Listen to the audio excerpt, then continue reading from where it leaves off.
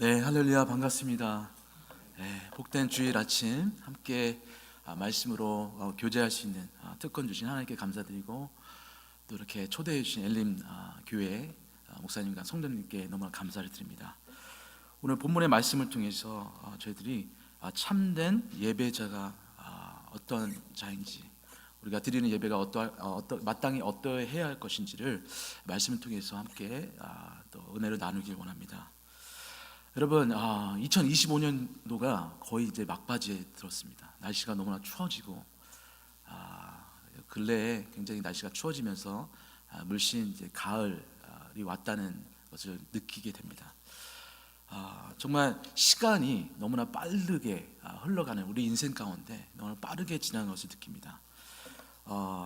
그 존 파이퍼 목사님, 굉장히 유명한 목사님이시죠. 미국 목사님이신데, 이분의 그 책이 한 권 있습니다. Don't waste your life.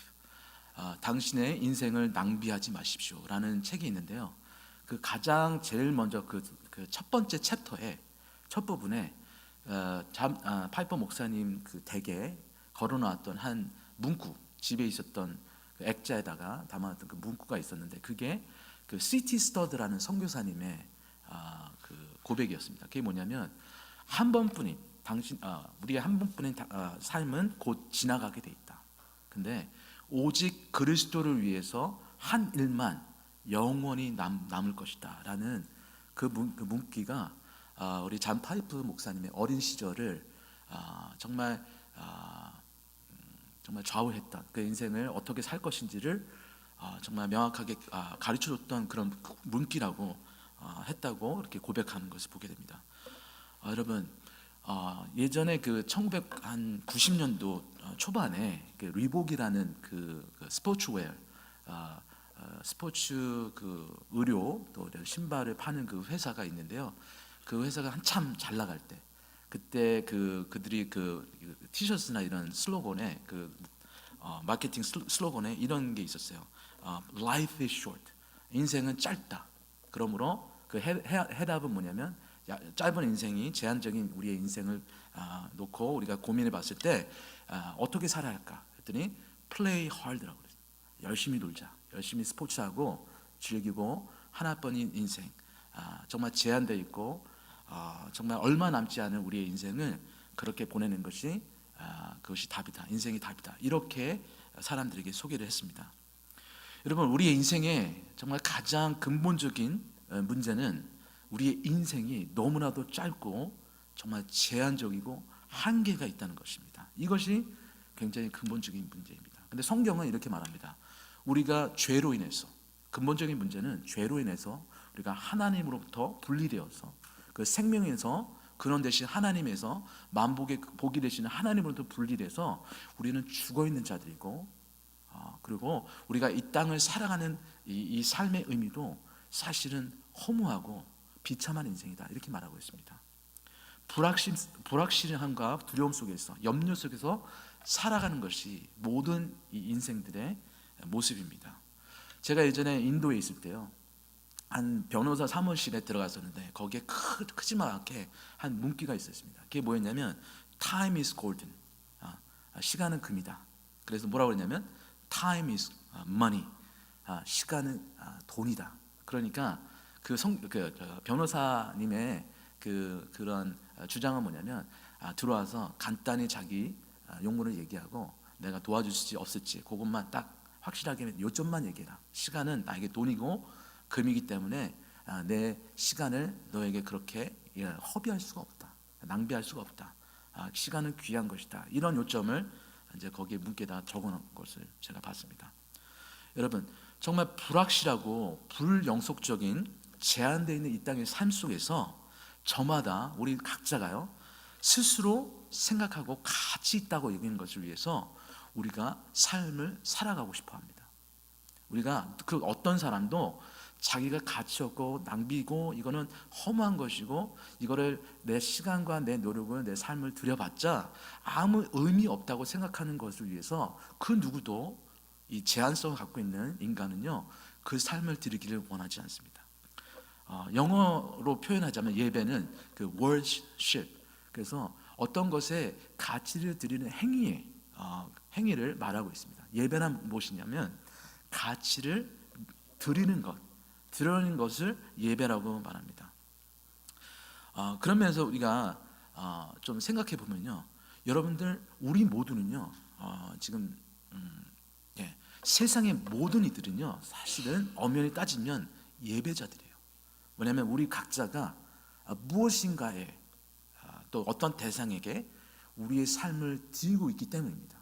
근데 문제는 무엇이냐면, 중요한 건 무엇이냐면 우리가 무엇을 예배하는가,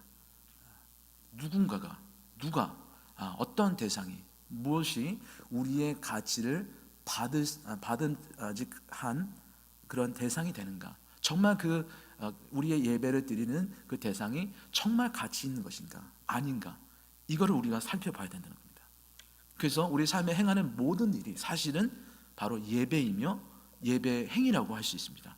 내가 의식하든 의식하지 못하든 상관없이 우리는 매 순간, 매분, 매초 우리의 순간순간을 우리가 가치 있는 걸 위해서 우리가 삶을 드리는 존재이기 때문입니다.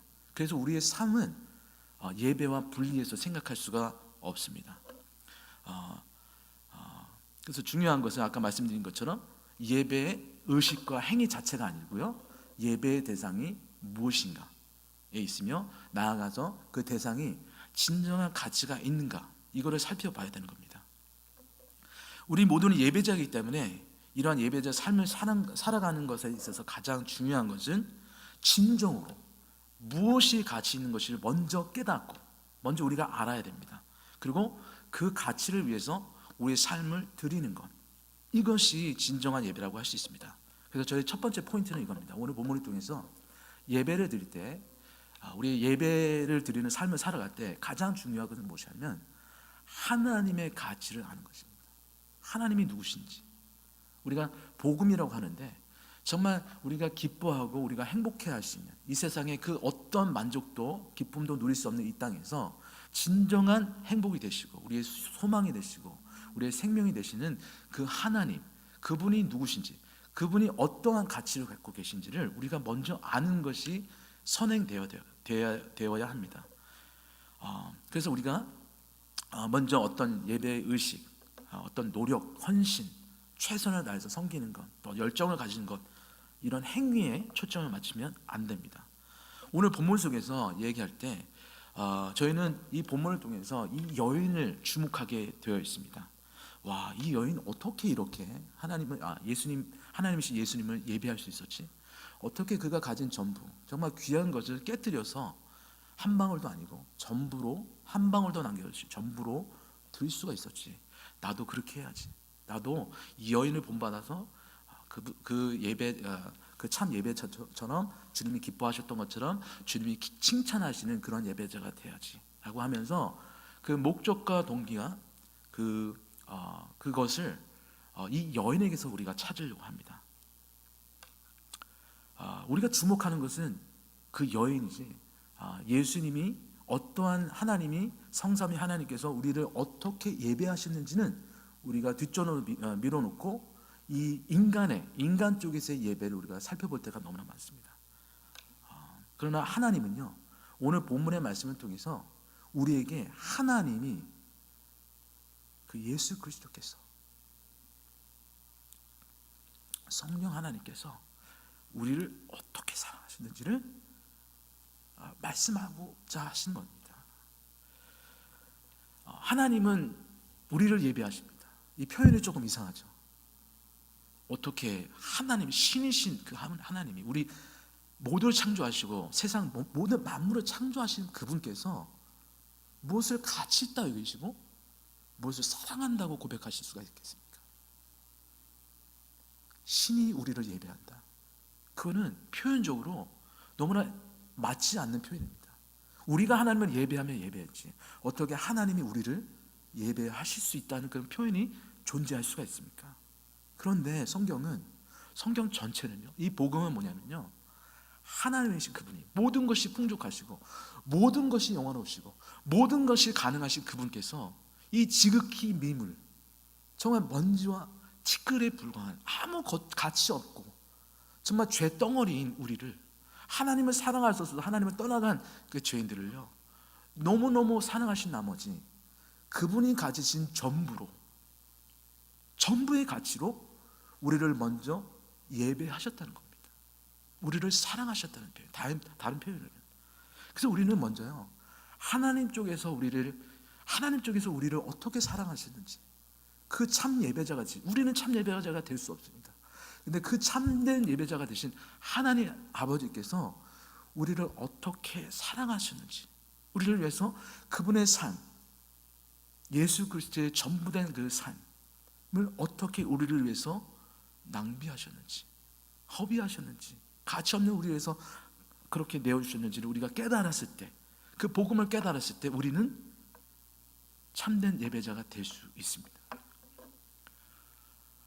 여러분, 낭비하다, 허비하다는 표현이 있습니다. 이건 뭐냐면요, 시간이나 재물 따위를 우리의 삶에 있는 가치 있다고 여기는 거죠. 우리가 아까 말씀드린 인도 그 변호사분처럼, 나는 나에게선 시간이 돈이니까 내 시간을 낭비하지 마라고 경고했던 것처럼, 우리가 가진 가장 최고의 가치, 시간, 그 시간이나 재물을 우리가 헛되이 헤프게 쓰는 것을 우리가 낭비한다라고 표현합니다. 여러분, 가치 있다, 아니면 가치가 없다, 낭비다 라는 것을 여러분 어떠한 기준에서, 어떠한 가치관에 근거해서 우리가 판단을 하게 됩니까? 언제 우리가 이렇게 무엇이 낭비됐다고 생각을 하십니까? 사람들은요, 각자 저만의 형성되어 있는 자기만의 가치관과 세계관이 있습니다. 그 정립되어 있는 그 가치관에 의해서 이것은 남기고 이것은 가치 있다라고 우리 스스로가 각자가 판단을 내리게 됩니다. 여러분들은 과연 어떤 삶을 살아가고 계십니까? 여러분의 삶이 정말 가치 있다고 생각하십니까? 아니면 여러분의 삶이 지금 현재 낭비되고 있다고 생각하십니까? 오늘 본문의 그 여인은 주님께 자기가 가진 것을 깨뜨리고 전부로 부어드렸습니다. 근데 주님께서 하신 말씀이, 그가 내게 한 것이 정말 가치 있는 일이다. 표현이 이랬어요. 정말 아름다운, 영어 성경에 beautiful thing, 이것은 너무 아름다운 일이다 라고 말씀하시고, 이것이 나에게 정말 좋은 일을 행했다라고 말씀하시는 겁니다. 그리고 이 그녀가 행했던 그 예배, 그 행위가, 그 예배가, 주님을 향한 예배가 온 천하에, 그냥 그 장소에서만 머무는 것이 아니라 복음이 전파되는 어느 곳이든지 이것이 그녀가 내게 한 이 예배 행위는 말하여지고 거론되어지고 또 기념되어질 것이라고 말씀했습니다. 그렇다면 오늘 본문에 나타난 이 한 여인의 예배가 왜 주님께서 그렇게 기뻐 받으시는지를 우리가 좀 살펴보기를 원합니다. 여러분, 그 여인은요, 옥합을 깨뜨리고 주님 앞에 나아갔습니다. 그리고 사실 사복음서에 이와 비슷한 내용들이 서로 각기 다른 모습, 또 비슷한 모습으로 4명의 여인들이 등장을 합니다. 근데 오늘 본문의 그 여인은 옥합을 깨뜨리고 그 향유 옥합을, 그 향기 나는 그 귀한 기름을 예수님의 머리에 바릅니다. 또 어떤 그 누가복음 7장에는 어떤 한 여인은 울면서 눈물로 예수님의 발을 적시면서 자기 머리털을 사용해서 예수님의 그 더러운 먼지 묻은 그 발을요, 그 발에 입을 맞추고 그 머리칼로, 향으로 예수님의 발을 씻는 모습으로 예배의 모습이 나타납니다. 여러분, 왜 이렇게까지 예배를 해야 되죠? 저희 아내가 저 뒤에 있지만 저희 아내에게 있어서는 머리가 굉장히 중요합니다. 그래서 우리 자매님들은 저처럼 형제님들은 그냥 머리를 짧게 깎아도 되고요, 그냥 뭐 머리를 밀든지 상관이 없는데, 자매님들에게 있어서 그 머리는 정말 정말 중요한 것입니다. 성경에도 그 여자의 머리는 그 여인의 영광이라고 했는데, 또 성경에서 주님이 말씀하시기에 우리가 사도 바울이 말씀하시기에 여인들은 예배할 때 머리를 가려야 된다고. 왜냐하면 그 머리를 가리는 행위를 통해서 그의 주인이 누구인지, 그의 영광이 누가 되시는지를 우리가 묘사하고 있습니다.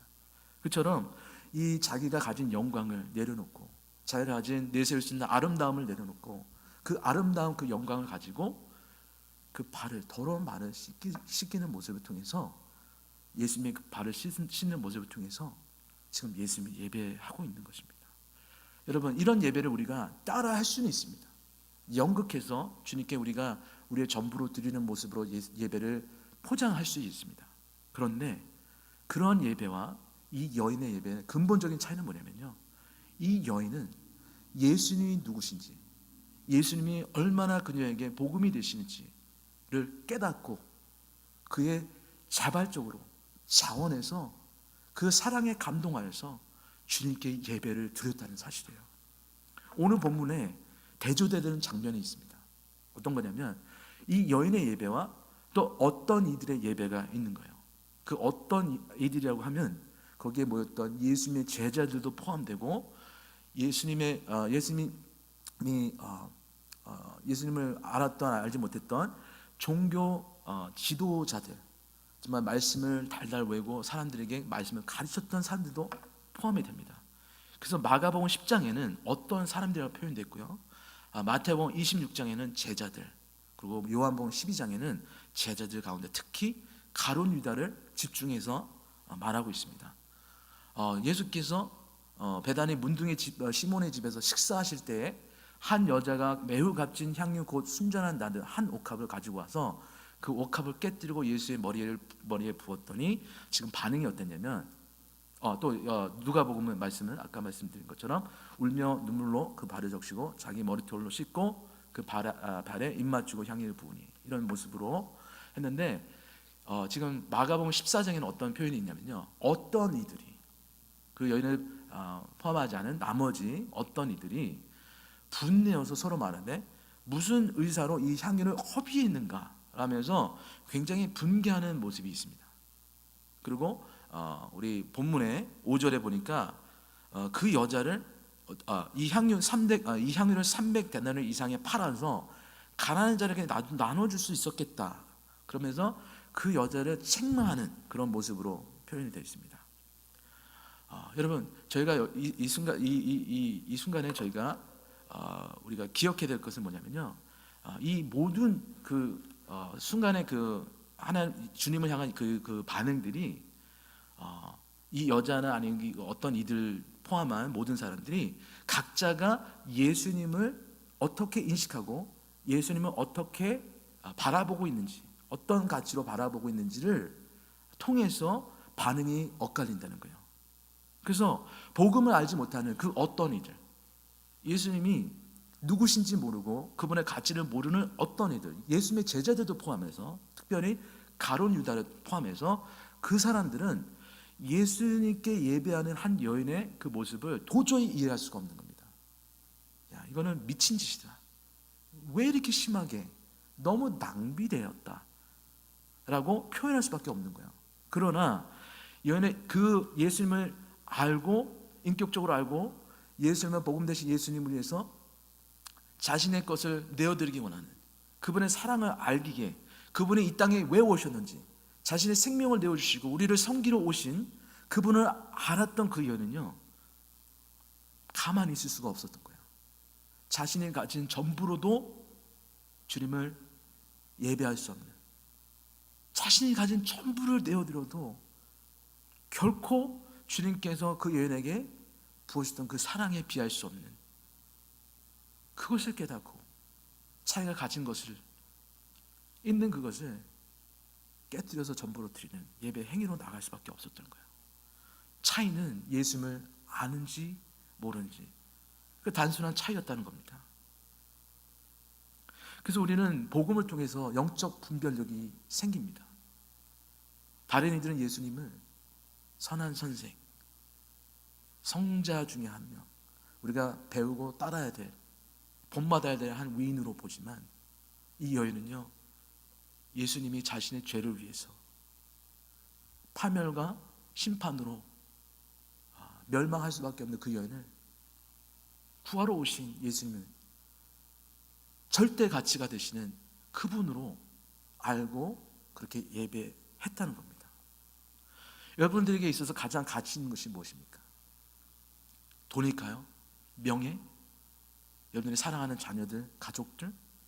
여러분들의 성공된 미래? 여러분들이 원하는 소원이 성취되는 건 무엇이 여러분들에게 있어서 가치 있다고 할 수 있겠습니까? 우리는 우리 삶의 순간순간마다 우리의 가치를 책정합니다. 정말 우리가 돈이 없을 때는요, 돈이 최고의 가치가 됩니다. 우리가 암에 걸려서 너무나 힘든 질병을 갖고 고통을 받을 때, 육체의 고난을 받을 때 암에서 치유받는 것이 가장 큰 가치가 됩니다. 그것은 돈으로도 바꿀 수 없는 큰 가치가 되는 거예요. 여러분, 물이 없는 사막에서 3일 동안만 물을 안 마시면 이 흔하게 살 수 있는, 이 정말 값어치가 별로 나가지 않는 이 흔한 물도 그 사막에서는요, 가장 큰 가치로 여겨질 수 있습니다. 사도 바울은 이렇게 얘기했습니다. 그러나 무엇이든지 내게 유익하던 것을 내가 그리스도를 위하여 다 해로 여길 뿐더러 또 모든 것을 해로 여김은 내 주 예수 그리스도를 아는 지식이 가장 고상함을 인함이라. 내가 그를 위하여 모든 것을 잃어버려도 된대요. 제가 가졌던 학벌, 돈, 사람들의 평판,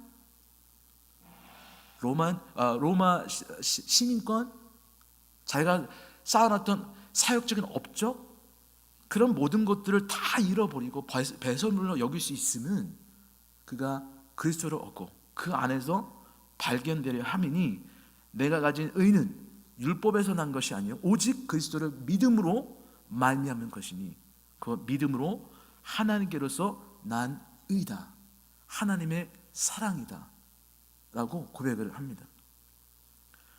하나님의 예배를 먼저 깨달은 사도 바울과 또 그 밖에 무수히 많은 수많은 그리스도의 증인들이 이러한 삶의 예배로 자신의 삶을 주님께 드렸습니다.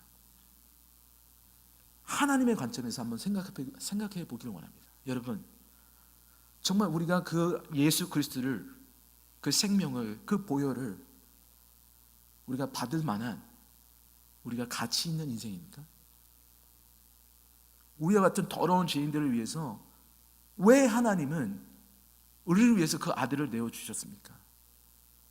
왜 아들의 영광을, 그 영화로운 아들의 영광을 십자가에서 다 제어버리시고 우리 죄인들의 발을 씻기시는, 죄를 용서하시고 씻기시는 그 일을 아들을 통해서 우리에게 하게 하셨습니까?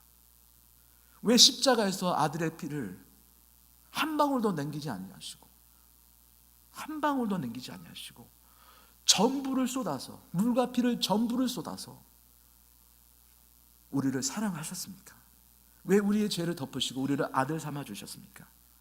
여러분, 하나님의 예배를 우리가 깨닫게 되면요, 이것이 어마어마한 큰 가치의 예배, 우리를 향한 하나님의 크신 사랑을 우리가 깨달을 수 있게 되는 겁니다. 여러분, 우리가 가치를 드리는 우리의 삶의 모습을 보면요, 우리가 진정으로 무엇을 사랑하는가, 무엇을 예배하는가를 볼 수 있습니다. 우리 스스로가요, 아무리 포장하고 아무리 위선적으로 흉내를 내도 다른 사람들, 우리 주위에 있는 사람들은요, 우리가 우리의 삶에서 무엇을 예배하는지 바로 알아차립니다. 특별히 우리의 배우자가, 우리의 자녀들이, 여러분들과 아주 친밀하게 교제하고 있는 분들이 아실 거예요. 아, 이 사람은 이것의 가치에 목숨을 걸었구나. 이 사람은 말로는 예수님, 하나님을 사랑한다 하지만 이 삶의 행태를 보니까, 삶의 모습을 보니까 이 사람에게 있어서는 이것을 예배하는 것이 이 사람의 가장 가치 있는 예배구나를 알 수 있습니다. 여러분, 누가복음 7장에 보니까 예수님께서 또 이런 말씀하십니다. 이러므로 내가 내게 말하노니 저의 많은 죄가 사하여졌도다. 이는 저의 사랑함이 많음이라. 사함을 받은 일이 적은 자는 적게 사랑하느니라. 또 한 명의 여인의 예배를 보면서 베드로가, 제자들이 궁금한 거예요. 어떻게 이렇게 예배를 할 수 있었는지. 그랬더니 죄의 사함을 받은 것이 클수록 예수님을 더욱 사랑할 수밖에 없다. 다른 말로 예수님의 그 사랑의 깊이를 알면 알수록 우리는 점점 더 주님이 기뻐하시는 예배자의 삶을 살 수 있다고 주님이 말씀하시는 겁니다. 여러분, 두 번째 포인트는 이겁니다. 누구를 예배하느냐? 예수님을 당연히 예배하는 것이죠. 우리는. 두 번째는 뭐냐면 예배는요, 예수님께, 우리의 예배의 대상이, 참된 예배의 대상인 주님께 우리의 전부를 드리는 것이 참된 예배라고 주님은 말씀하고 계신 겁니다. 오늘 본문에 나타난 것처럼 왜 이 여인이 그렇게 예배를 드렸는지, 그리고 또 어떻게 예배를 드렸는지, 또 무엇을 위하여 이 여인이 예배했는지를 우리가 잘 알 수 있는 겁니다. 예전에 저는 예수님을 정말 만나지 못했을 때 종교인으로서 삶을 살았을 때는 정말 분주한 삶을 살았습니다.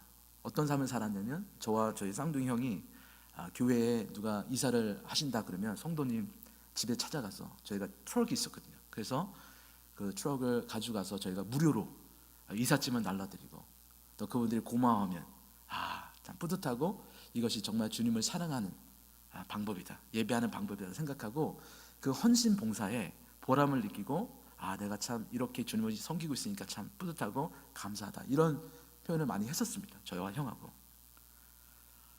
그런데요, 제가 나중에 이 복음 되신 예수님을 만나고 그 옛적의 일을 돌이켜 보니까 그 안에 정말 내가 이 선한 일, 이런 어떤 조그만 일을 주님께 성도님들을 베풀면서 섬기는 그 일이 정말 주님을 향한 예배였나?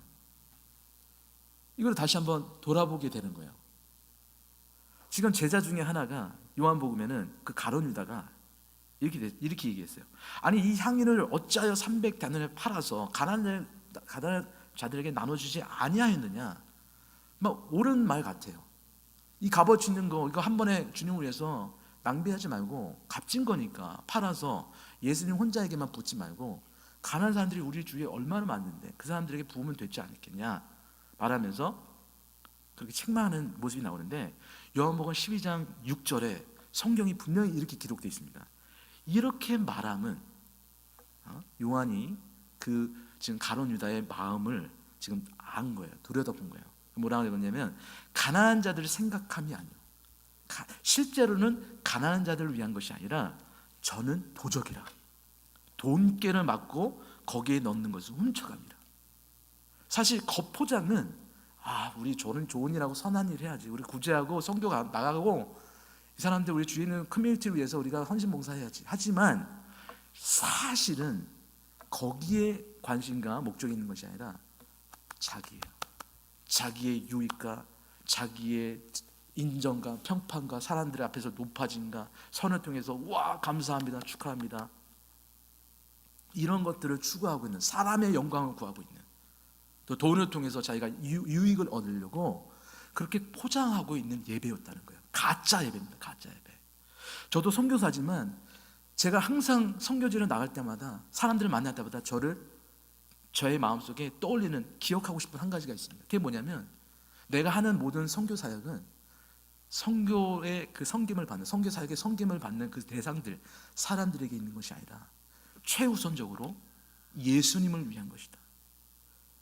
그 죄인들을 위해서 피를 흘리시고 십자가에서 생명을 내어주신 예수님을 위한 사역이어야지, 사람들을 기쁘게 하고 사람들을 도와주고 사람들을 궁핍한 가운데서 도와주는, 섬겨주는 그러한 사역은 아무 의미 없는 무가치한 예배이다 라고 하면서 제 자신을 리마인드하면서 사역에 나갑니다.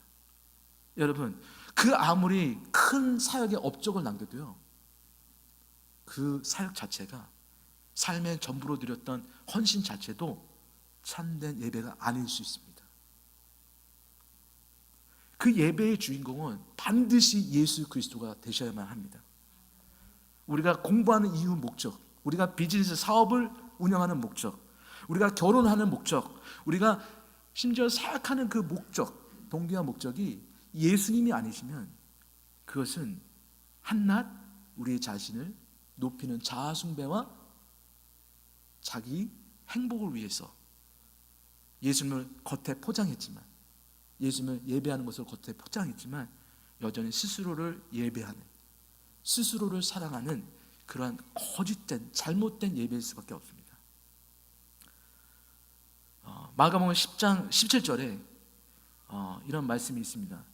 예수께서 길에 나가실 때 한 사람이 달려와서 꿇어 앉아 묻자오되 선한 선생님이여 내가 무엇을 하여야 영생을 얻으리까. 우리가 며칠 어젠가요? 그저께 제가 나눴던 말씀 중에 한 부자 청년 관원의 얘기를 나눴었죠. 근데 이 청년이 와서 영생을 얻고 싶습니다. 선생님, 선한 선생님, 저에게 그 방법을 알려주십시오 라고 하면서 그 예수님 앞에 꿇어 앉아서 예수님께 질문했을 때 예수님의 답이, 대답하시는 그 답이 한 가지였습니다. 율법을 지켜라, 법을 지켜라. 성경이 뭐라고 했니? 내 하나님을 내 마음의 전부로, 내 생명 다해 그 하나님을 사랑하라. 근데 이 청년이요, 그걸 했다는 거예요. 저는 그 율법을 지키고 있습니다. 그리고 지켰었고 지금도 지키고 앞으로도 지킬 겁니다. 근데 예수님이 뭐라고 그러시냐면, 네가 뭐 더 해야 되고 뭐 빠진 게 있어서 뭘 더 충족시켜야 되는 어떤 요건이 있는 것이 아니라 너에게 오히려 한 가지 빠진 게 있다, 부족한 게 있다라고 말씀하시면서 예수님이 뭐라고 그러시냐면, 그를 사랑하사 가라사대 내게 오히려 한 가지가 부족한 것이 있으니 가서 내 있는 것을 다 팔아서 가난한 자들에게 주라.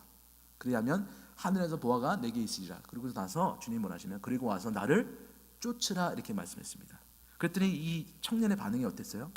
그 사람은요 이렇게 반응했습니다. 재물이 많은 거로 그가 가치 있다고 여기는 그 예배 대상이 사실은 하나님도 아니었고 예수님도 아니고 사실은 재물에 가 있었어요.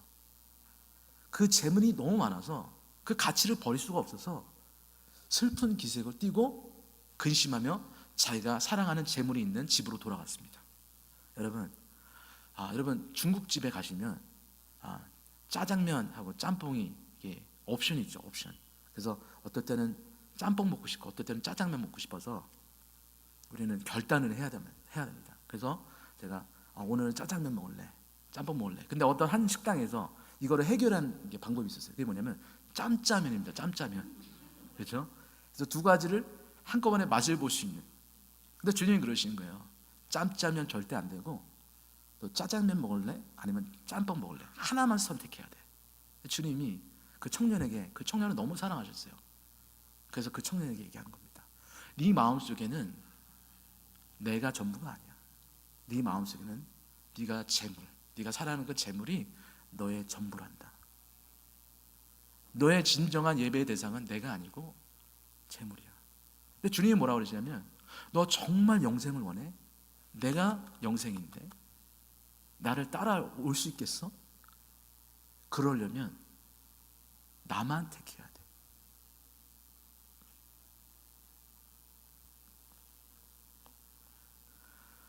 예수님의 그 반응이 이랬죠. 예수님이 그 여인을 바라보시면서 그 괴롭게 하고 있는 그 제자들, 특히 가룟 유다를 향해서 이렇게 얘기했습니다.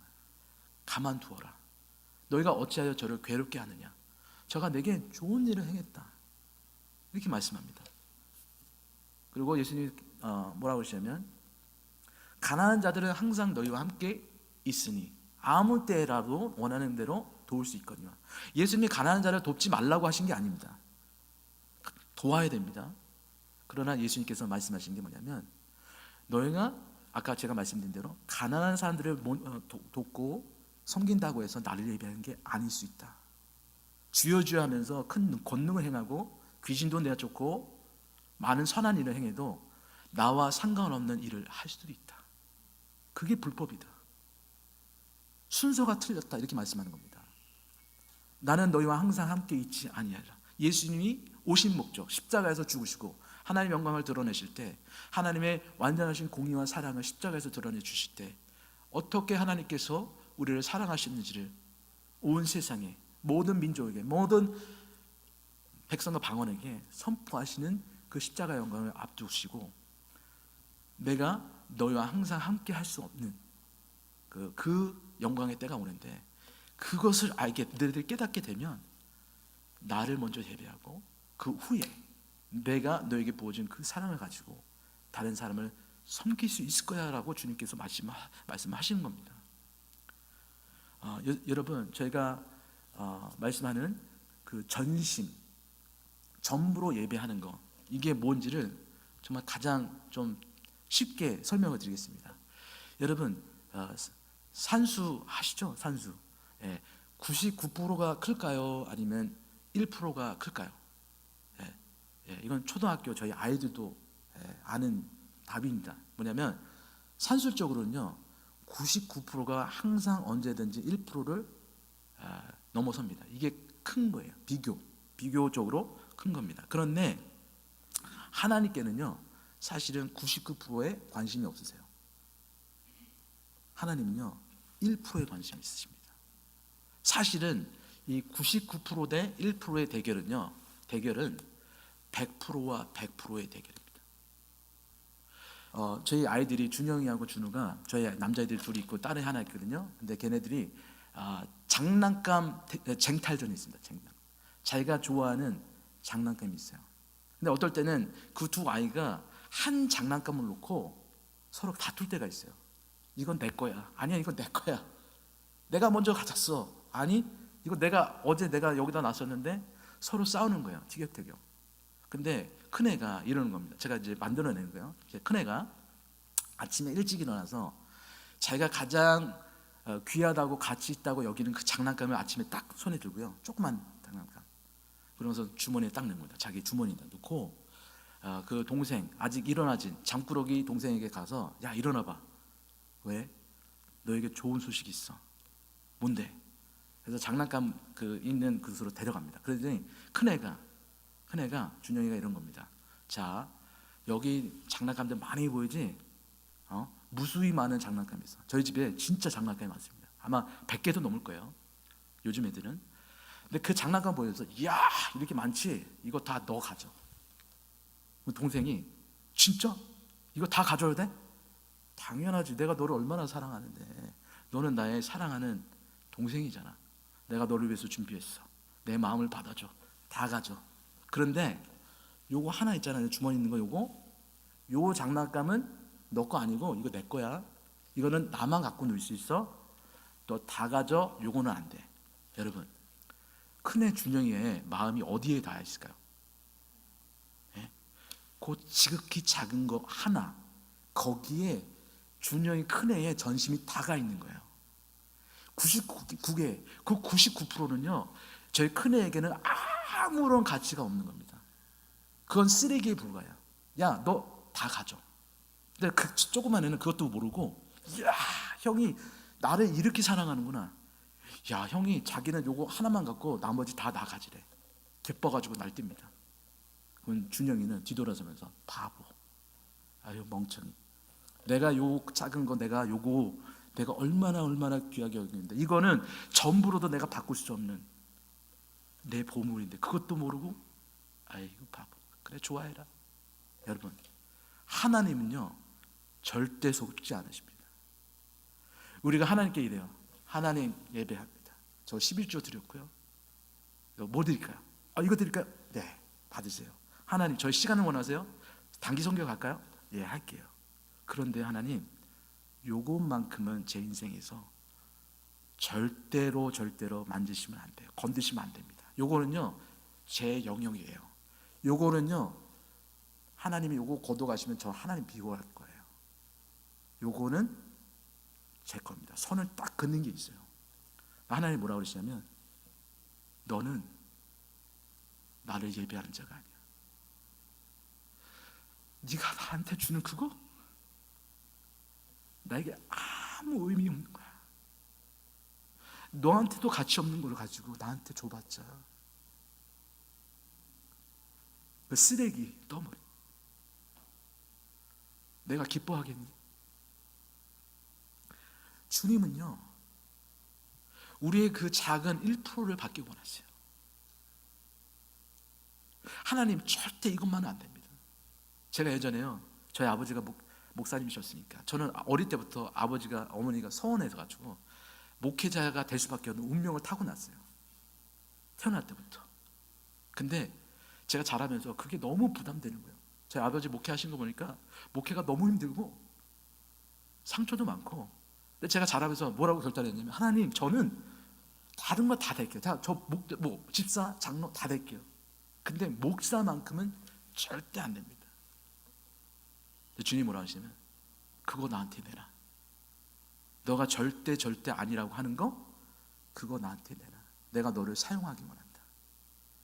그 1%가 나에게 주어졌을 때, 내 손에 들려졌을 때, 내가 비로소 너를 사용할 수 있어. 하나님이 왜 우리를 사용하시지 못하는지 아세요? 전적으로 사용하시지 못하는 이유는 그 1%를 하나님께 내어드리지 않았기 때문입니다. 그 1%는 우리의 전부예요. 주님이 그러시는 거예요. 그 청년에게도 너의 1% 재물이지, 그거 나한테 주지 않으면 너에게는 영생을 누릴 수가 없어. 왜냐하면 내가 영생이기 때문에. 여러분들 삶 가운데 그 1%가 무엇입니까? 나는요, 우리 아버지를 절대로 용서할 수가 없습니다. 다른 사람 다 용서해도 우리 아버지만큼은 용서할 수 없어요. 아니요, 하나님은요, 그 1%를 받아내시기까지 끊임없이 여러분들과 전쟁을 벌이십니다. 하나님께서 야곱이 이스라엘 되기까지 전쟁을 치르신 것처럼 모든 것이 다 비워지고 깨어지고 하나님 앞에 항복할 때까지 하나님은 그 전쟁을 그치지 않으세요. 하나님은 여러분들의 전심을 원하세요. 하나님은 여러분의 삶의 전 영역을 받기에 합당하신 그런 분이십니다. 성경이 이렇게 선포합니다. 이스라엘아 들으라. 오늘도 하나님께서 여러분들에게 심령에 이렇게 선포하십니다. 들으라. 내가 너에게 말하고 있다. 이 말을 네 마음가운데 새겨라. 그러시면서 뭐라고 하시냐면, 우리 하나님 여호와는 오직 하나뿐인 하나님이시래요. 하나님 하나님. 그러므로 너는 마음을 다하고 성품을 다하고 힘을 다하여, 그냥 99%가 아니에요. 너의 전부를 다 들여서 내 하나님을 여호와를 사랑하라라고 선포하고 계신 거예요. 왜 주님은 전부를 원하시는 걸까요? 왜 주님은 우리에게 이런 무리한 요구를 하시는 걸까요? 왜냐하면요, 하나님 자신이 우리에게 전부를 주셨거든요. 여러분 생각해 보세요. 십자가에서 예수님의 피와 물이 다 쏟아졌습니다. 그분의 몸이 이 향유 옥합처럼 전부로 깨어지신 거예요. 지금 예수님은요, 이 여인의 예배를 통해서 자신이 이 땅에 오신 목적, 십자가에서 곧 있으면 십자가에서 깨어지시고, 그 십자가에서 그 보배로운 피가 이 향유 옥합보다 더 우주 만물보다 더 귀한 아들의 생명의 그 피가 흘려질 것을 알고 계셨어요. 근데 그 여인의 모습을 보니까 예수 그리스도 자신의 예배를 보게 하시는 거예요. 보게 되신 거예요. 그래서 지금 그 여인의 행위가, 그 예배가 예수님 보시기에 너무나도 아름다운 거예요. 왜냐하면 그것이 하나님의 아버지의 예배였기 때문이에요. 그 1%의 예수님의, 하나님에게서는 그 1%라고 말할 수 있는, 그 10의 1조라고 얘기할 수 있는 예수 그리스도, 독생하시는 그 아들을 우리에게 전부로 내어주셨기 때문에 우리는 하나님께 우리의 가진 전부로 예배할 수가 있는 겁니다. 여러분, 순금을 우리가 측정할 때 이런 게 있다고 그래요. 99.999. 어떤 거는 더 정견한 금은요, 99.99999. 그게 순금이요, 100%가 아니래요. 항상 어느 작은 티끌을 항상 남아있던 겁니다. 근데 그게 얼마나 더 정제되고 더 불 속에 들어가서 녹아지고 또 꺼내서 불순물을 또 쳐서 없애뜨리고 또 차가운 물에 담갔다가 그런 풀무불에 들어갔다가 또 망치를 당했다가 그런 물속에 담겼다가, 이런 모든 계속해서 반복되는 그런 그 재련 과정을 통해서 그 순금이 더 정결한 금으로 나아갑니다. 만들어진다고 합니다. 우리의 인생에서도요, 끊임없는 그 1%가 있습니다. 제가 예전에 하나님, 저는 목사 안 될게요 했는데 주님이 저를 목사 만드시고, 하나님 이것만은 안 돼요 하는데 하나님께서 그걸 또 받아내시고, 그러면서 우리의 삶이 전부로 하나님께 예배되어지는, 정금과 같이 하나님께 나오게 되는 그런 인생으로 주님께서 우리를 부르셨다는 겁니다. 저희는 하나님께 전부로 100% 드릴 수가 없어요. 그것은 불가능합니다. 그렇지만 우리 삶 가운데 하나님께서 행하시는 일은 뭐냐면 우리 가운데 계속해서 발견되어진 그 1%를 하나님께 드려지는 연습을 이 땅에서 하고 나중에 주님께서 받으실 만한 거룩한 하나님의 백성으로 우리를 받으시겠다는 거예요. 여러분, 세 번째는 이겁니다. 예배는요, 주님의 복음을 기념하는 것입니다. 이것이 예배입니다. 저가 힘을 다하여 내 몸에 향유를 부어 내 장사를 미리 준비했다, 이렇게 말씀하신 다음에 그러고 말씀하신 게 마지막 절에 내가 진실로 너에게 이르노니 온 천하에 어디서든지 복음이 전파되는 곳에는 이 여자의 행한 일도 말하여 저를 기념할 것이라고 말씀했습니다. 여러분, 누구를 기념한다고요? 그 여인의 행위를, 그 예배를 기념할 것이라 한 거예요. 근데 왜 이게 복음이 전파되는 것과 연관이 있는 거죠? 여러분, 복음이 뭡니까? 하나님께서 우리를 어떻게 예배하시는지, 우리를 어떻게 사랑하시는지가 복음입니다. 그에 반응하여서 다시금 예수님을 예배했던 그 여인의 예배가 예수님의 예배와 함께 기념이 되어지는 거예요. 여러분의 인생을 통해서 예수님이 기념되어지십니까? 여러분의 삶의 예배를 통해서 예수님, 이분의 예배를 보니까 이분이 하나님을 어떻게 사랑하는 거 보니까 하나님이 이 여인을, 우리를 어떻게 사랑하는지를 알겠구나. 여러분의 삶의 예배를 통해서 주님이 기념되어지시는 그런 복된 인생을 살고 계십니까? 여러분, 우리 인생에 세 번의 귀한 중대사가 있다고 말씀드렸죠. 출생이 있으면 반드시 사망이 있습니다. 근데 그 중에 가장 귀한 큰 대사가 뭐냐면 결혼이에요. 결혼. 출생과 죽음, 사망 중간에 있는 결혼이에요. 여러분, 우리가 생일 축하합니다, 이거를 누구를 경험하는 거죠? 기념하는 거죠? 생일을 맞은 자를 기념합니다. 여러분, 태어나지도 않았는데 생일을 기념할 수 있는 사람은 없습니다. 여러분, 죽지 않으시면요, 장례식에 와서 여러분들을 기념할 수가 없는 거예요. 여러분, 결혼하지 않았으면요, 결혼 기념은 없습니다. 기념한다는 것은 무엇이냐면요, 실제로 삶에 일어난 그 일을, 경험되어진 그 일을, 관념이 아니고 지식이 아니고 실제로 삶에 일어난 그 일을, 실제를 기념할 수가 있는 거예요. 여러분, 정말 십자가에 예수님과 함께 연합되어 죽었습니까?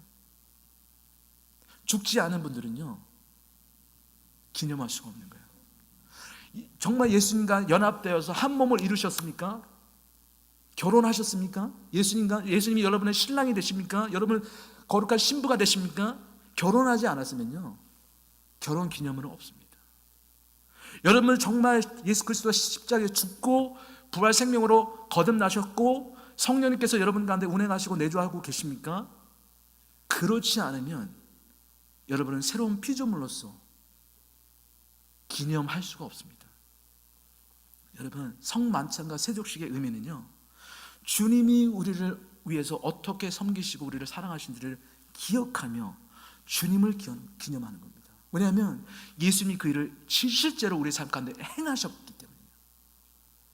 2000년 전 갈보리 언덕에 예수님의 그 십자가 사건은요, 모든 이 세상의 사람들이 다 알고 있습니다. 머리로. 그거 맞아, 예수님 십자가 죽으셨지. 그러나 그 사건과 여러분들의 삶에 여러분들과 어떠한 연관성이 있습니까? 정말로 예수님의 그 죽으심과 부활과 연합이, 결혼이 여러분의 삶의 실제입니까? 주님 말씀하시는 거예요. 사람들이 우리의 결혼을 기념할 거라고. 사람들이 너와 내가 함께 연합되어서 십자가에 죽었고 다시 새로운 피조물로서 하나님이 기뻐하시는 생명으로 거듭난 것을 사람들이 알 거라고, 기념해 줄 거라고 주님께서 말씀하시는 거예요. 여러분, 우리의 예배의 삶에서 마지막으로 말씀드립니다. 나를 통해서, 여러분의 삶을 통해서 누구가 기념되기를 원하십니까? 이것은 저의 간절한 기도예요.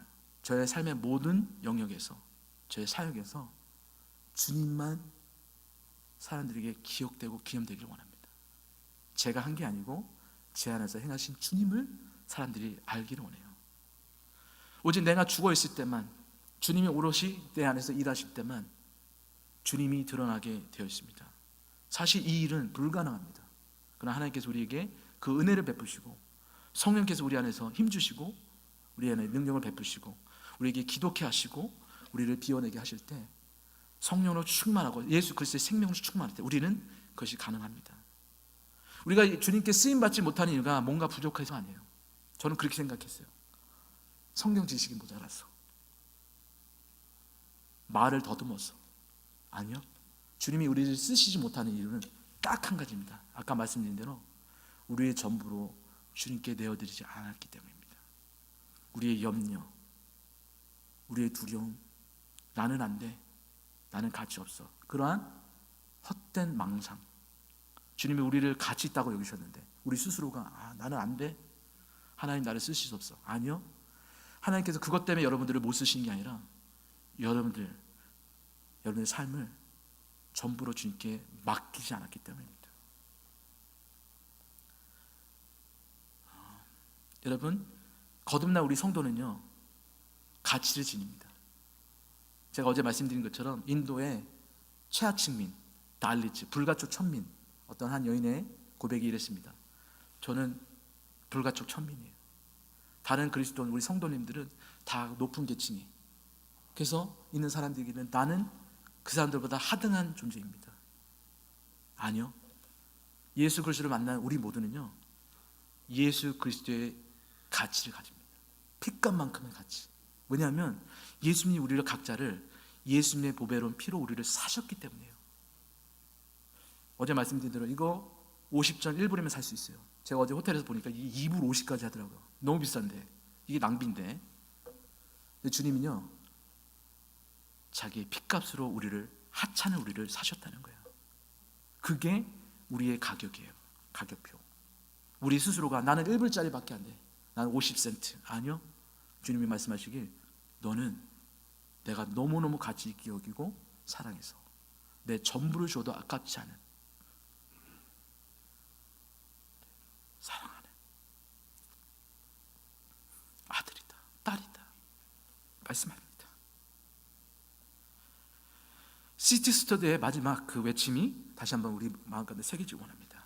우리에게 주어진 인생은 단 한 번뿐입니다. 정말 빠르게 지나갑니다. 우리가 그리스도를 위해서 드렸던 우리의 예배 삶이, 그 삶만이 영원히 기억될 것입니다. 주님의 핏값만큼 사랑한 우리 모두가 될 수 있으면 좋겠습니다. 그래서 주님 만나셨을 때, 야, 너 진짜 아름답다, 너의 삶을 이렇게 나를 위해서 예배했다니 내가 너로 인해서 기쁘다, 고맙다, 사랑한다, 이런 예수님의 칭찬과 사랑 고백을 받으시는 귀한 엘림 교회 성도님들 한 분 한 분 되실 수 있도록 축원합니다. 함께 기도하겠습니다. 이 시간 잠시 한 1분 정도만 제가 기도하는 것보다 여러분들 한번 기도하셨으면 좋겠습니다. 오늘도 주님께서 말씀하십니다.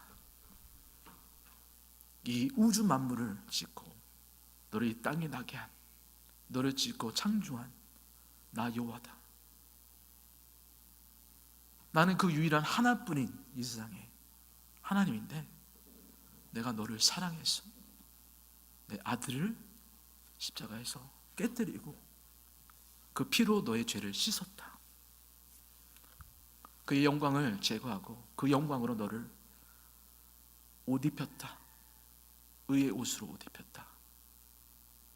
너도 나를 이렇게 사랑해 주겠니? 너가 가진 그 1%가 너가 정말 나에게 내어줄 수 없는 그 작은 것, 내가 원하는 것은 너에게 정말 가치 없는 그 99%, 많은 것을 원하는 게 아니다. 네가 버리지 못하고 내가 내 손에 올려놓지 못하는, 나를 신뢰하지 못하는 그거, 내가 그거 받기 원한다. 내가 그 사랑을 받기 원한다. 그러한 예배제가 되어줄래. 이러한 주님의 음성에 우리 한번 기도하며 주님 앞에 고백하십시다. 그 1%를 주님 앞에 내어드립시다. 하나님 감사합니다.